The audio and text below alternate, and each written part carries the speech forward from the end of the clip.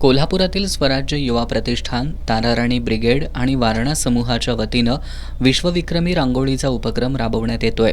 या उपक्रमांतर्गत तब्बल 11 एकर क्षेत्रात 5 जानेवारीपासून रांगोळी घालण्याच्या कामाला सुरुवात झाली आहे। 12 जानेवारीला राजमाता जिजाऊ जयंती दिनी ही रांगोळी पूर्ण होऊन शिवछत्रपतींची अनोखी प्रतिमा साकार होणार आहे। या उपक्रमासाठी लागणारी 35 टन रांगोळी लोकवर्गणीतून संकलित करण्यात आली आहे। 350 महिला ही रांगोळी साकारण्याचं काम करतायत अशी माहिती आमदार डॉक्टर विनय कोरे यांनी दिली आहे। यापूर्वीची विश्वविक्रमी रांगोळी मिर्झापूर इथं साकारली होती।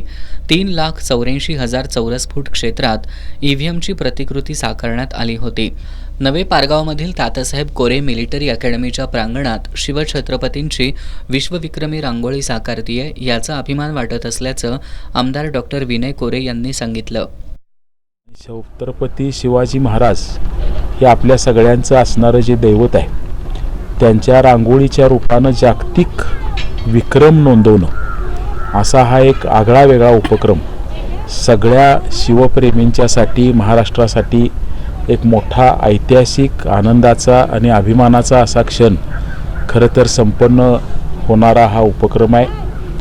ह्याच्या अगोदरचं जे मला वाटते वर्ल्ड रेकॉर्ड मोठ्या रांगोळीचं जे झालं ते मिर्झापूरमध्ये मला वाटते EVM मशीनची प्रतिकृती त्या माध्यमातून ते रेकॉर्ड करायचा प्रयत्न झाला आणि ती रांगोळी मला वाटते 3,80,000 स्क्वेअर फुटाच्या दरम्यान त्या ठिकाणी ती रांगोळी साकारली गेली होती।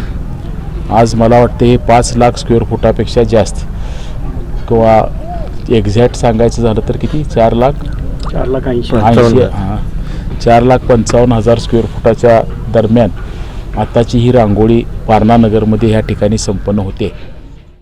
यावेळी स्वराज युवा प्रतिष्ठान, ताराराणी ब्रिगेडचे संस्थापक अध्यक्ष समीर काळे, वारणा विभाग शिक्षण मंडळाचे मुख्य कार्यकारी अधिकारी विलास कारजींनी, यशवंतराव चव्हाण वारणा महाविद्यालयाचे प्राचार्य AM शेख, प्राध्यापक जीवनकुमार शिंदे, डॉक्टर प्रशांत जमने आदी उपस्थित होते।